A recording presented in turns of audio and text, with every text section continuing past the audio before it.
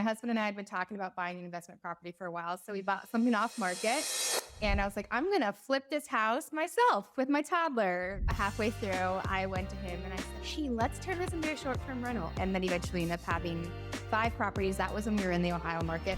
And that's what it is with everything. Like, you can't sit in the planning forever. You have to take action. And we just got to the point where it was like, let's just take one step. Welcome to another episode of the STR Sisterhood. I'm your host, Stacey St. John, and I am so delighted that you've invited me into your day today.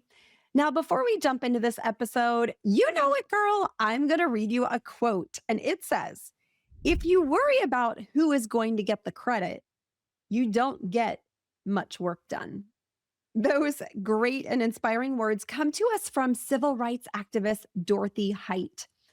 Now, in this episode, I am sitting down with Christina Tracy, and we are having a very powerful conversation about her building her short-term rental business and what has really inspired her and changed her life in the last few years. I can't wait for you to hear her story, and I'm just going to warn you, you might need to grab a few tissues. So without further ado, let's jump into my conversation with Christina. And Christina, I am so excited to talk with you. Thank you so much for being here. Yeah, thanks for having me. I'm super excited to be here. So for those of our listeners who may not be familiar with you, share with us a little bit about who you are and what you do. Yeah, so I own Estra Host Company. It's a property management, short-term rental property management company. There's 2 arms to the business. One side is property management, and the other side is coaching and consulting. So I have a portfolio in Port St. Joe, Florida. So the Forgotten Coast for anybody that's not familiar with that area. And then I also have a portfolio in the Charlotte metro area, which is where I reside. Perfect. So I'm curious, how did you get started in this whole short-term rental thing? Give us the backstory. Yeah, it's a funny story. So we didn't have any properties, and my husband and I had been talking about buying an investment property for a while. So we bought something off market. And I was like, I'm going to flip this house myself with my toddler through YouTube. And so we started through that journey. And about halfway through, I went to him and I said, hey, let's turn this into a short-term rental. I probably said, let's turn this into an Airbnb because I didn't know anything about a short-term rental.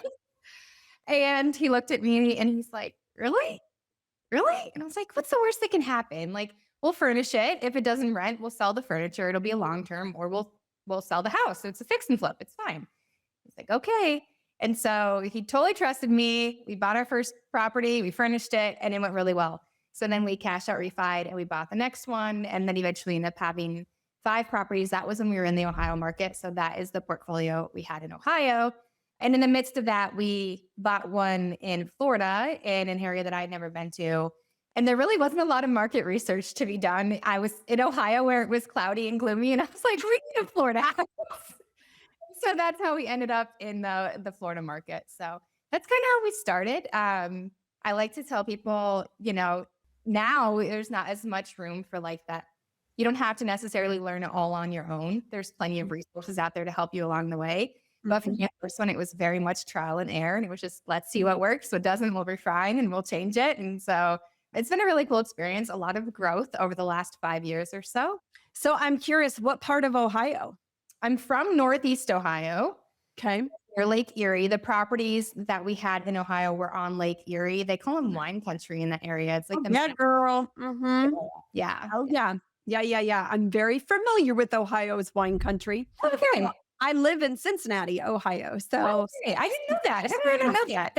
I know. Yeah. So I'm just a hop, skip, and a jump away. And in fact, one of the women in my community had actually introduced me to Ohio's wine country. I had no idea there was such a thing. It's a great market too. And the barrier to entry is a little bit lower. And so it's a great market if you're trying to get into short-term rentals to kind of get your foot in the door. Yeah, for sure. And so now you reside in North Carolina. What took you from Ohio to North Carolina? My husband's job. So we moved here twice. First, I moved from my job before I was into the short-term rental space. And then during the pandemic, we moved back to Ohio to be closer to family. And then at one point, his job was like, you can no longer be remote, pick a footprint. And we were like, we love Charlotte, send us back. So we ended up back in Charlotte. There you go. And what did you do prior to your career in short-term rentals? Gosh, and what past life? Yeah, exactly. How much time do we have? No. The short story is the most recent. I have my real estate license, but I never really wanted to do residential real estate. It was more to buy investment properties. So before that, I was in public health, which this is interesting, specifically zoonotic diseases and epidemiology.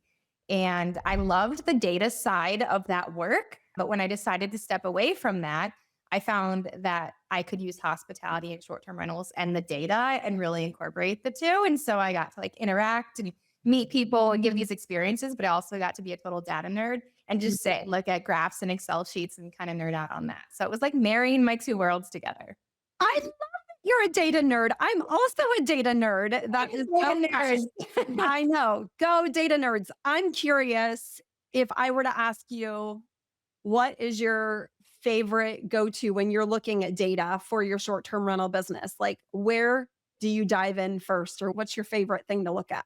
Yeah, so I think I spend a lot of time in price labs, and I Mhm. know that can be very overwhelming for folks because there's so much in there and you're not sure what to take away. But even if you don't like go subscribe to a market dashboard, just from the neighborhood data, I mean, they do have a reports tab, which is really nice and has lots of information. But Mhm. even just within the neighborhood data, you can pull so much from that, like your booking windows and how you're performing, and then translate a lot of that into like you can set your own KPIs of how you want to pace and all of those things. So Yeah. yeah. Yeah. All right, friends, let's talk about something that every host focuses on, and that's pricing. If you've ever found yourself adjusting rates late at night or second guessing what to charge your guests, you're not alone. A lot of hosts end up reacting to the market instead of feeling confident in their strategy. That's where Price Labs comes in. It generates price recommendations for your specific property using hyperlocal, publicly available market data, considering things like local demand, seasonality, and your own preferences. So you're not starting from scratch every time. But what I really love is that it's not just about numbers.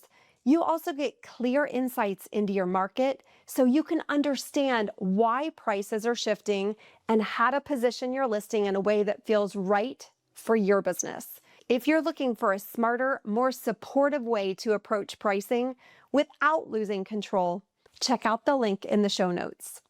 All right, so I want to go back to the beginning of your story where you decided to buy an investment property. Had you invested in real estate before? Had you flipped properties before? And if not, what gave you the courage to say, I'm just going to do this based on YouTube? Yeah. No, we had no experience in investing at the time, and we had no experience in flipping a property. We had just talked about it for so long that the narrative, I think, of talking about it just got old. And I vividly remember we're sitting in this gravel driveway and this man is selling his property off market. And my husband comes over and he says, do you want to do it? I'm like, I don't know. Like, do you want to do it? He's like, I don't know. And I'm like, okay, I guess we do it. So we just Mhm. walked over, we were like, it's a deal. And it was a handshake deal. And then we just moved forward with buying off market. And it was the best decision we could have made at that point because it just transitioned to so much growth for us down the road. So Mhm. we didn't have a game plan. We just were sick of talking about it. And we Mhm. felt like we needed to take action. And that's what it is with everything. Like you can't sit in the planning forever. You have to take action. And we just got to the point where it was like, let's just take one step. Yeah. I love that because so many folks get caught up in either analysis paralysis, where they're just looking at properties day in, day out. They never take a step forward.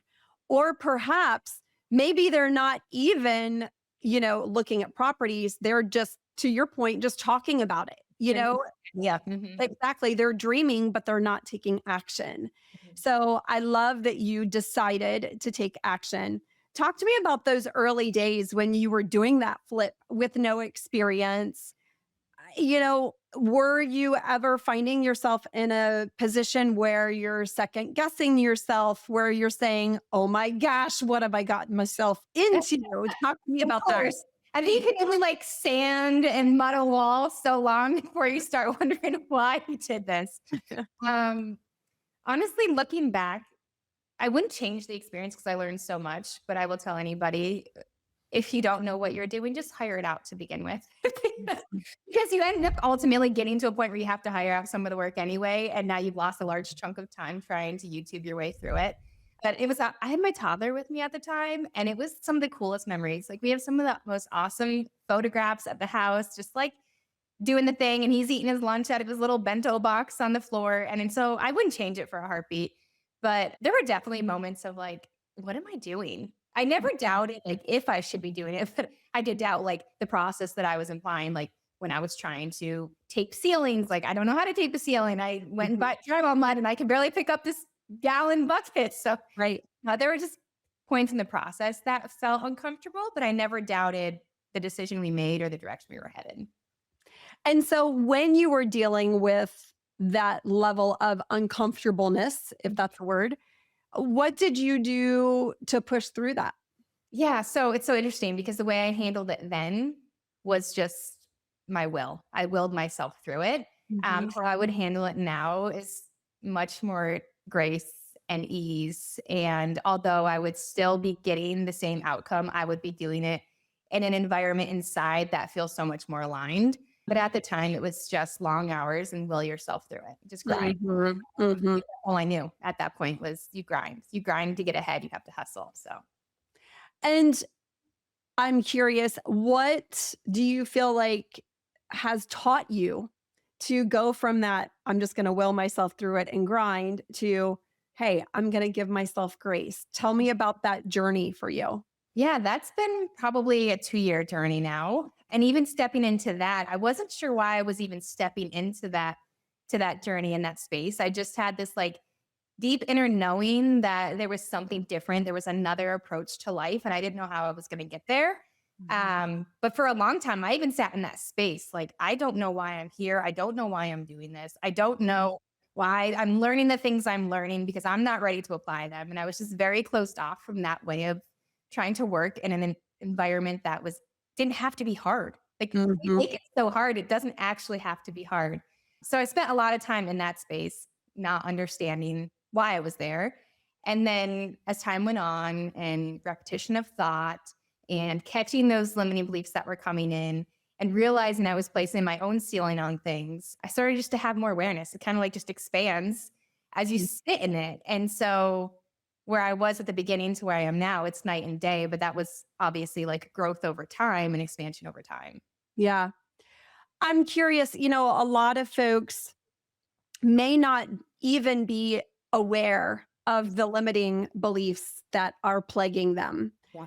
For me, I really had to go through a journey of quiet time, like understanding the importance of quiet time for me to allow me to really tune in to the thoughts going through my mind. What has been important for you to recognize those limiting beliefs? Yeah. So when I first started the journey, I was very much like you. I still carve out quiet time every day, multiple times a day, actually, because like we need that reset throughout the day. But early on, there was a period where I just was like, I can't let anybody in because I don't even know myself at this point. Like, Mm. can I make decisions on my own? Can I move through things on my own? And do I trust it was about building trust within myself again. So I had a lot of that like solitude where I was just journaling and thinking and trying to be inventorying what was actually coming through my mind because otherwise it's all very subconscious. You don't even realize what you're thinking about. Oh, no. Yeah, absolutely. It's just on repeat with that subconscious Every mind. single day, multiple times a day. And then pretty soon you just believe it as your truth. So early on, it looked a lot like that. And then as I grew stronger in my trust for myself, like I started letting people back in and getting back into environments where I could coexist and it wasn't going to derail me from where I was. But every morning I start with meditation and I start with prayer. And then throughout the day, I move into a walk. And walking for me is like a really great way for me to move my energy. Mhm. So I usually will pop earbuds in and it depends on the day. Sometimes I'm feeling like worship music or something to get me going. Sometimes it's a podcast. Sometimes it's silence and I just walk. Mhm. And I used to use the walk like when I was in a funk and I'm like, I'm not coming back until the funk is gone.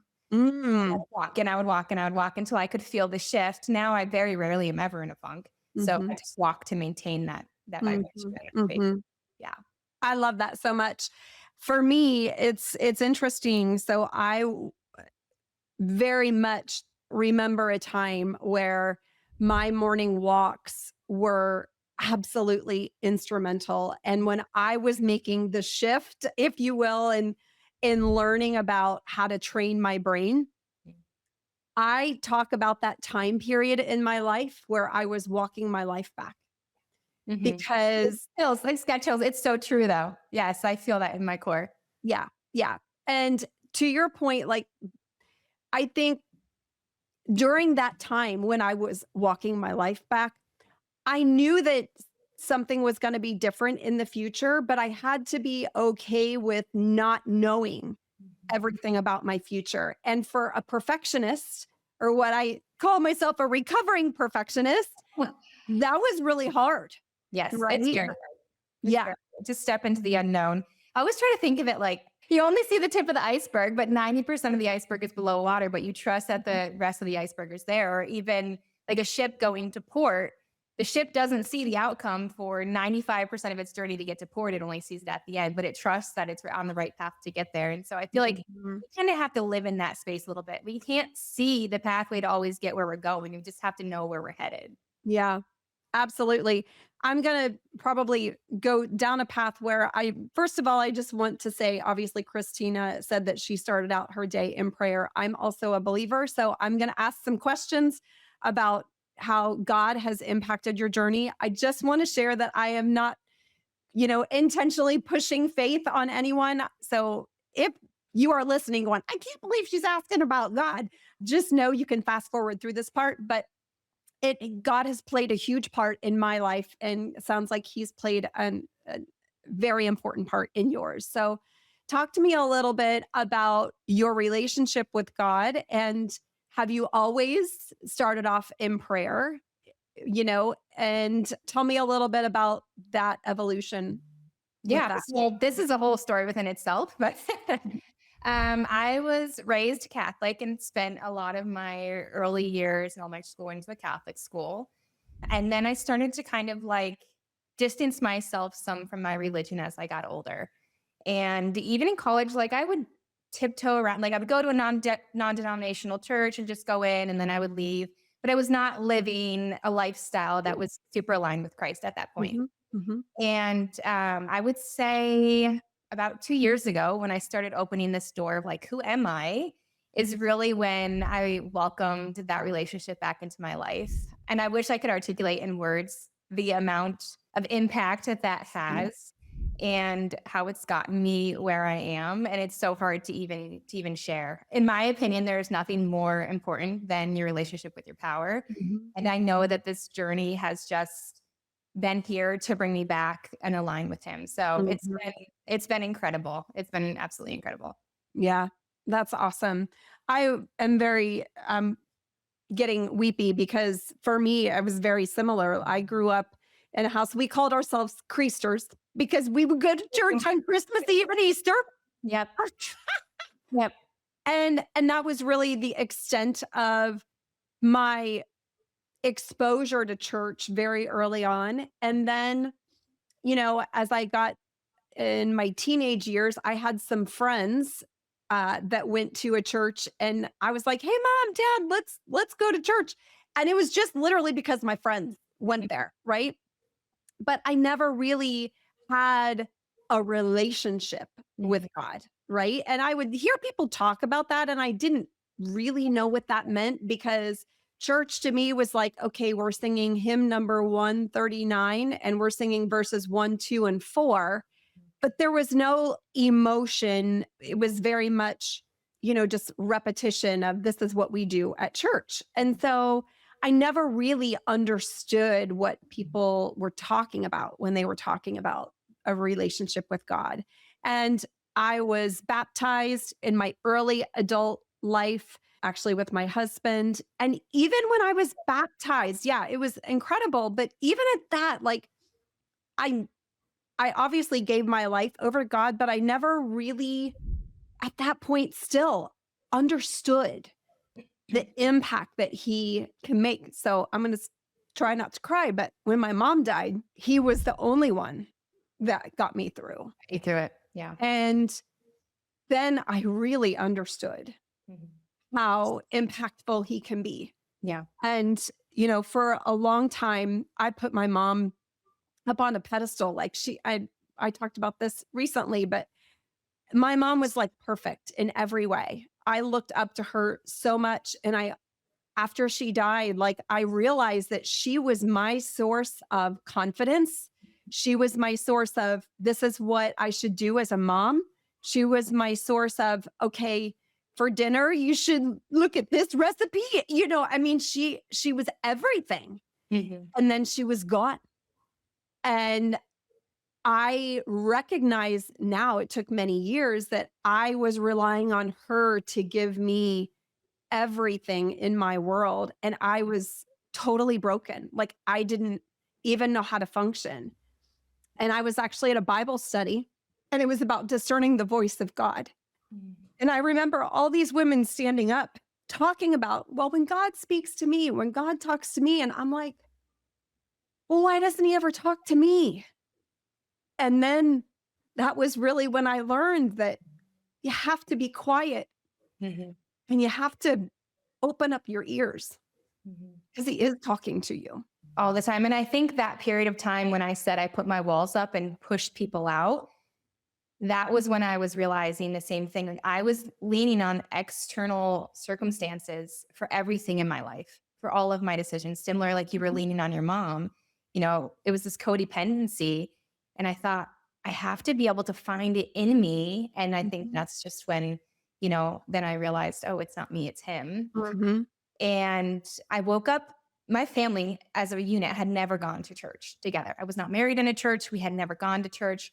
My kids were aware of God and like we had talked about faith at home, but we had never stepped foot into a church. And I woke up one morning and I just said to my husband, I'm going to church today.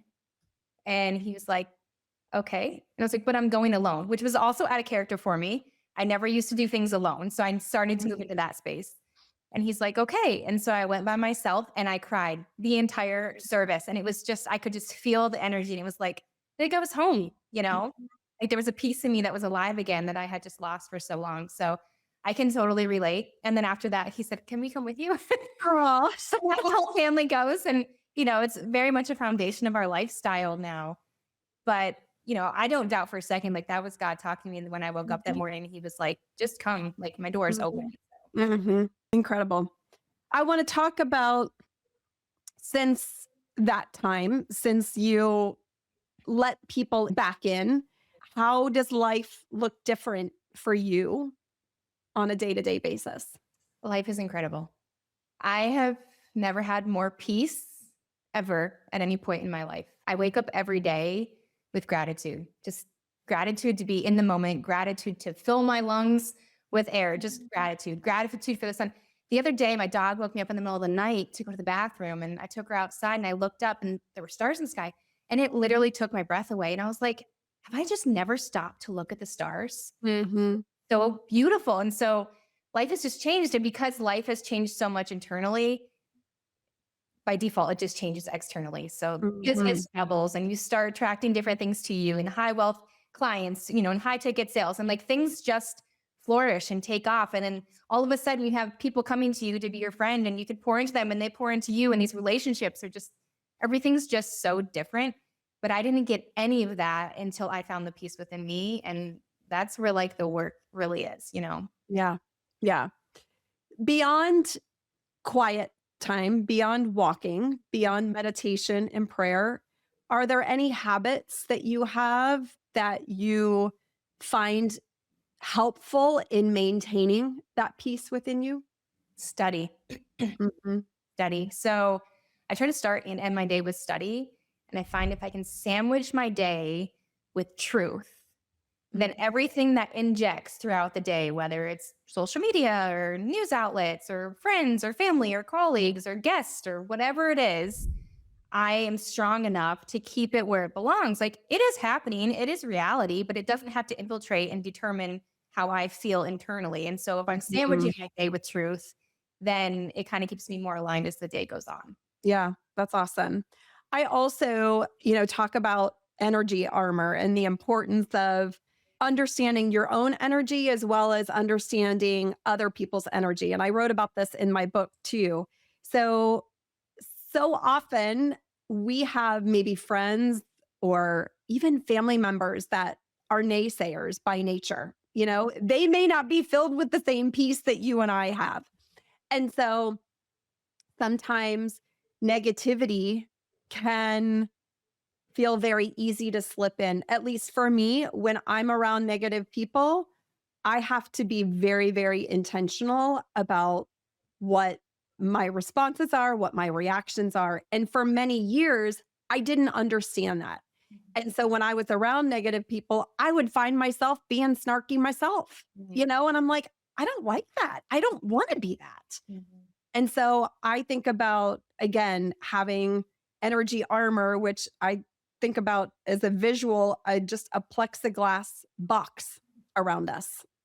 And that plexiglass box will let our own internal light shine outward, but repel the negativity that comes inward, Mhm. right? So it just bounces off of it like, an arrow on concrete. And that energy armor really helps me during times where I know I'm around negative people or I can feel someone's energy and I don't want it penetrating. If I just visualize that energy armor around me, it's so easy to just keep that away. Yeah, I agree. And I think some of us obviously are different. Like even as a child, I think I absorbed energy Mhm, nonstop. But if you're not aware what to do with it, you just carry it. And then all of a sudden you create these habits and these patterns.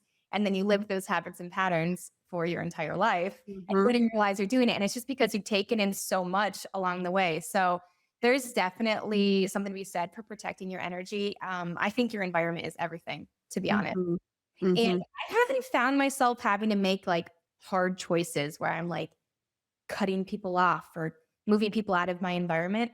It's happening very natural, mhm. which is so cool. So I'm not having to do anything. They just go and then more come. You think about, you liken it to short term rentals and our ideal guest avatar. For our properties, we want our ideal guest to look at our listings and think of it as like a magnet, like, oh my gosh, I have to stay there. Yeah. When we have positivity, when we have grace, when we're focused on paying it forward and helping other people, the folks that aren't like that are They don't going to want be just us. naturally repelled. Like they don't want anything to do with Yeah. us, which is Exactly. awesome. Yes, exactly. So, I think we talk about environment being so important, but then some people take it to extreme of like, oh, well, I need to cut somebody off. Like, you don't have to. They'll go away. Like as you Mhm. shift internally, it'll fall off. Yeah. Yeah. I'm curious, do you ever find yourself going into a situation? I know you said you sandwich your day with study. Do you ever find yourself going into a situation where you're having to prep mentally, maybe to do something difficult? What does that prep look like for you? Breath work, Mhm. closing my eyes, breath work, grounding myself, and knowing that I can detach from the outcome.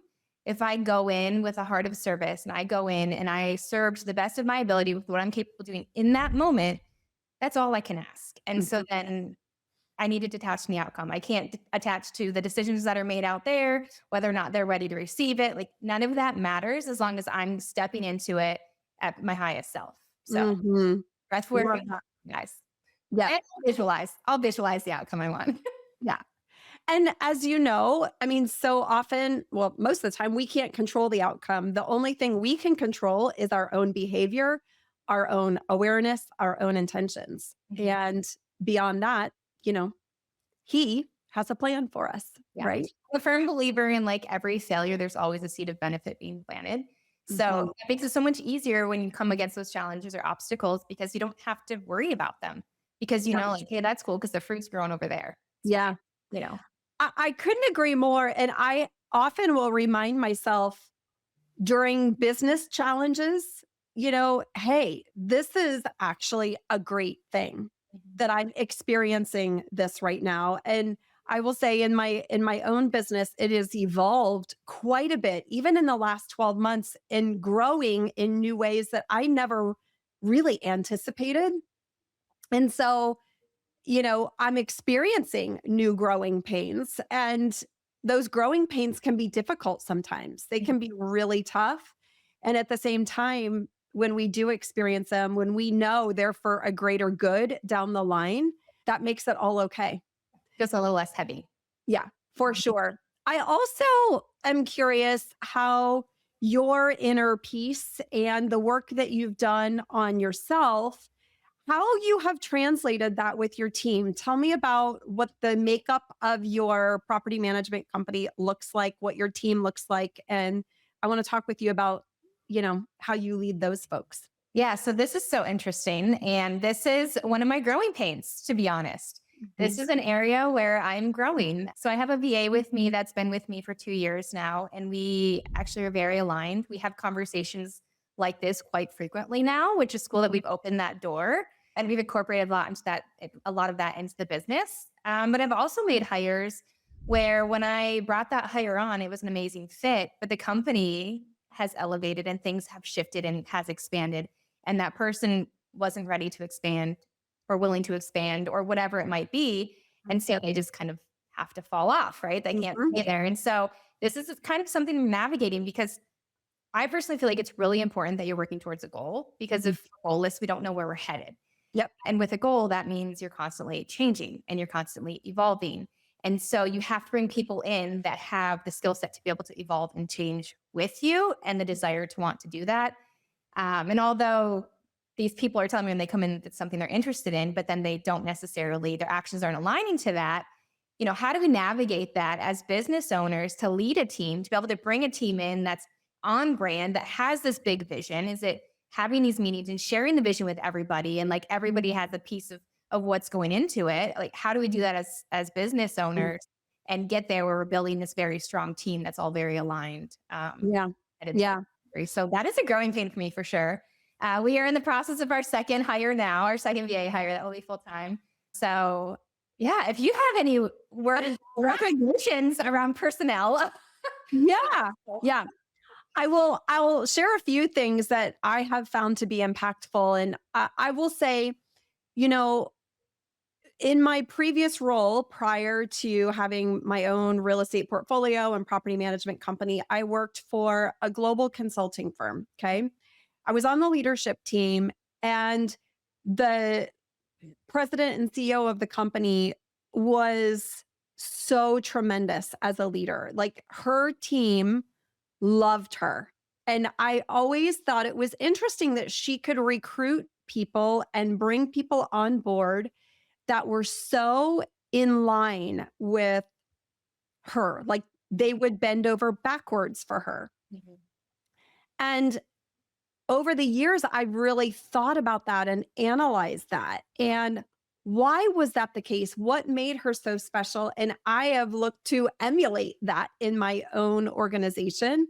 And some things that I have found helpful are, number one, I mean, and this is so basic, but treating everyone with kindness, with professionalism, with respect, and hiring and, quite honestly, firing by my core values Mhm. is so tremendous. So my core values are very much a part of my interview process, so that, we talked about repelling the people who don't want to have anything to do with Okay. us. Mhm. Exactly. So, if I talk about excellence and integrity and world-class service, and those types of discussions are part of the interview process, I'm going to, number one, get a sense very quickly. Is someone truly aligned, or are they just giving me some generic answer that is, you know, Yeah, a bunch of blowing smoke. blowing smoke? Okay. I was trying not to cuss there. Okay. Thank you. So that has been tremendously helpful. I also think, for me, what has been helpful is delegating outcomes. So I don't delegate tasks, I empower people to produce business results. I love that. And so when folks feel empowered and they know that you as a leader are there to support them and answer their questions and remove the roadblocks, they know they have someone by their side, Mhm. and yet you're empowering them to produce the business results. that is a way I feel like where I have been able to build a very loyal team. Yeah. I love that idea of assigning the outcome, giving them the power to create Mhm. that looks like how they get there and Yeah. necessarily giving them every step of the roadmap. And I think, I don't know if that was ever hard for you, but if you have perfectionist tendencies, like you have in your mind a way that you would Yeah. like things to go, it's hard to release some of that control and hand that over to somebody else. For sure. And I think the other piece to that is, we have over the years as our business has matured, we have a robust set of policies, processes, and procedures. Early on, I didn't have anything, Yeah. right? And so I can share that as a guide for them. Here's our policy, here's a high level overview of the process, and here's a step by step instruction.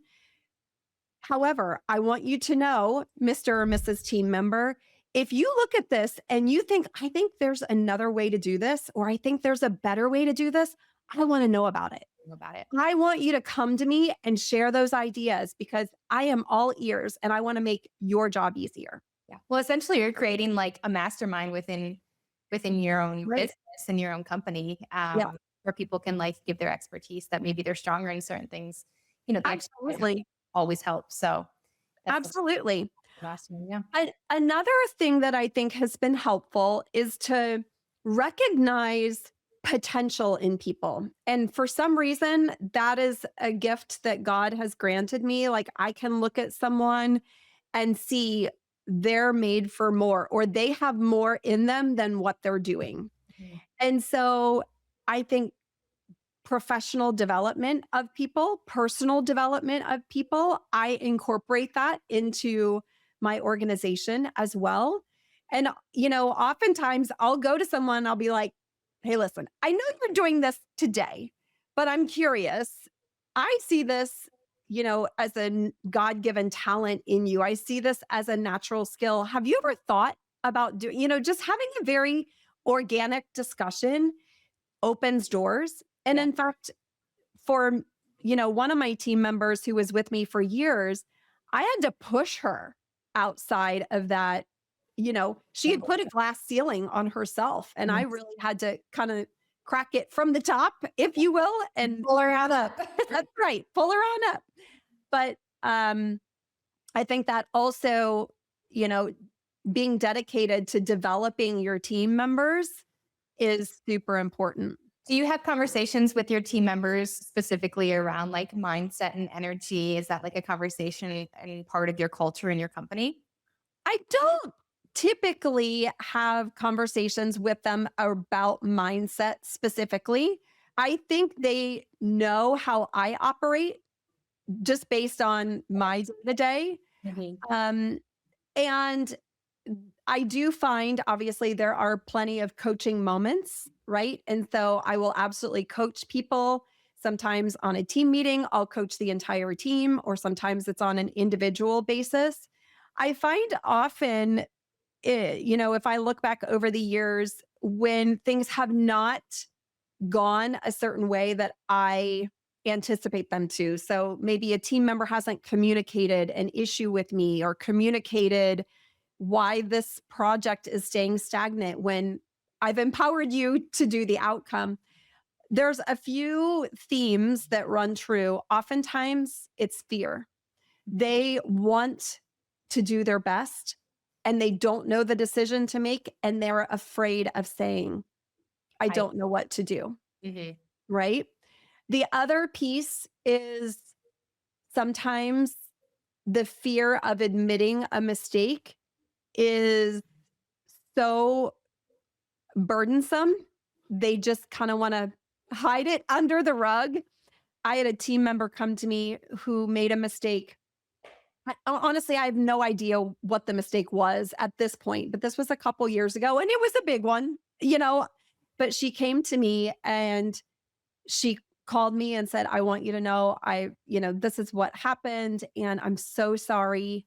And, she was in tears. And I said, well, thank you so much for letting me know. What have you learned from this? Mhm. And, she walked me through what she had learned from it. And again, I thanked her and she was like, I'm I thought I was going to lose my job. And I said, "Oh no. If you come to me with a mistake and you share with me, hey, this is what I did and I'm so sorry and here's what I'm learning from it, more power to you." Yeah. You know? Because that's our journey. That's everyone's journey, right? You have to put it out, get the experience, and then refine based on the feedback. And Yep. that's when you learn. So that's Yeah, awesome. for sure. He was so lucky to have you as their leader. Oh, well, thank you. That's very kind. Sounds Very like you are replicating the leader that you saw in corporate America very well. Yeah.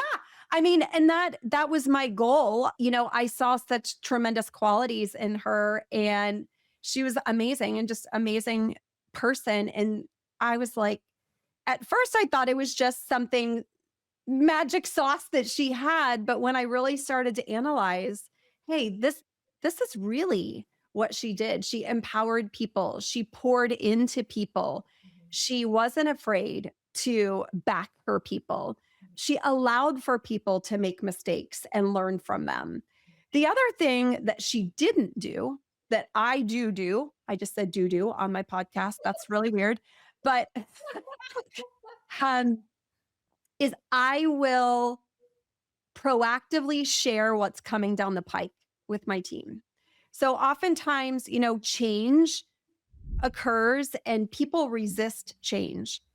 And oftentimes they resist change because it forces them perhaps to make a shift in their day to day or develop a new skill or, follow a new process. And that isn't necessarily fun for some people. But if I help them understand well before that change occurs, what's coming down the pike, what I'm working on and why I'm working on it, it makes those business shifts and evolutions and growing pains so much more manageable. Yeah. So That's a I great idea. Kind of share yeah. the visioning of what's Yeah. coming. Yeah, for sure. And get their buy-in along the way. Yep. Because then So, it feels like it's a team decision at that point. right. And they've all been a part of the process too, even if it's just like, hey, here's what's going on. Just wanted to let you know. Does anybody have any ideas about this? Or does anybody have any concerns I should be aware of as I'm, putting this in place? And maybe it's presenting along the way. Hey, this is how this is coming along. Wanted to give you, a sneak peek. That helps not only build that loyalty but that's not why I do it. I don't do it to build loyalty. I build it to make sure everyone is aligned when that new thing kicks off. Mhm. Everybody's like, "Okay, cool, we're ready to go." Yeah. And everyone has a little piece of ownership in it too. You Yeah, know, little pride for attached sure. to For what's sure. rolling out. So Yeah. Hey, Christina, I want to ask you if you were talking to someone who hasn't gone through the journey that you have gone through, what would be your words of wisdom for them? Maybe they're in a spot where they're feeling closed off. Maybe they're in a spot where they're not sure what their future path is. yeah. What advice would you give to them? So with my clients, usually when we start at that point, I always just start with just give yourself space to dream. That's always where we start. And I'm like, just sit down and write out the things you want and don't do it with guardrails. Don't do it with like, it can't cost this much or it can't be this or it can't be that. Like, if you could just draft anything in the world you could possibly want, just write it Mhm, down. And mhm, then feelings come up. Sometimes people have a lot of guilt just writing. Like they just mhm, feel guilty about the things they wrote down. And so then you can start unpacking things one at a time. You know, it's organic change. It's one step at a time, pulling back one layer at a time, one habit at a time. And so if we can just start to uncover a little bit of where we feel some resistance. So the guilt from writing down what we want, like lean into the resistance, mhm. pull that layer back. And then before you know it, you'll expand and there will be a different layer of resistance. And then you peel that back. And the next thing you know, you're a whole new person. Yeah. Yeah. We talked about where we were at the Host Connect conference last week. I talked about commit, be, do, and how that operating framework is so important. So often people are afraid to dream because those limiting beliefs are clouding them and they don't even recognize it.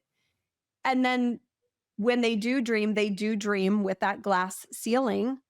And so I absolutely love that you encourage, folks in your world to just dream big.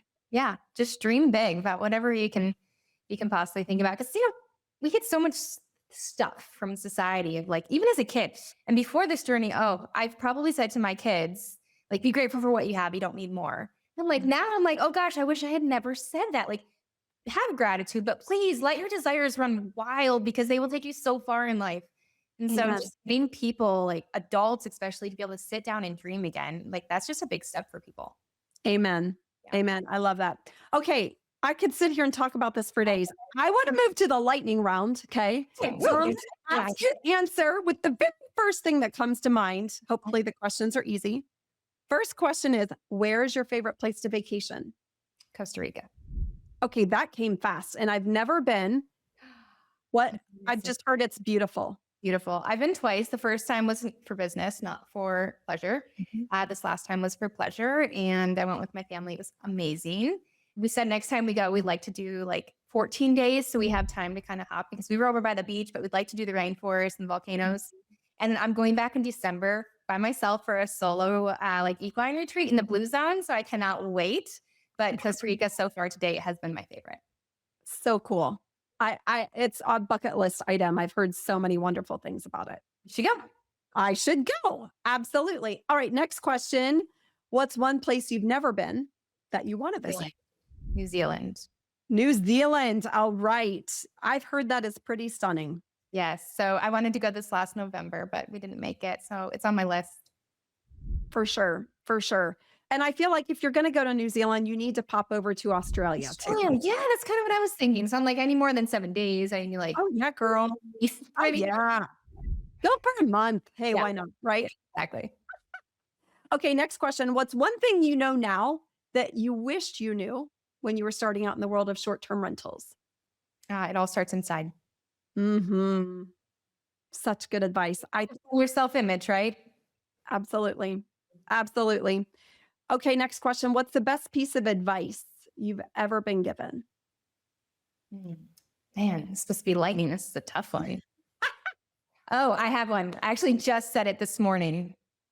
Do not go where people need you. Go where they want you. Ooh, now, okay, tell me more about that. Yeah. So like casting this net of trying to like help everyone.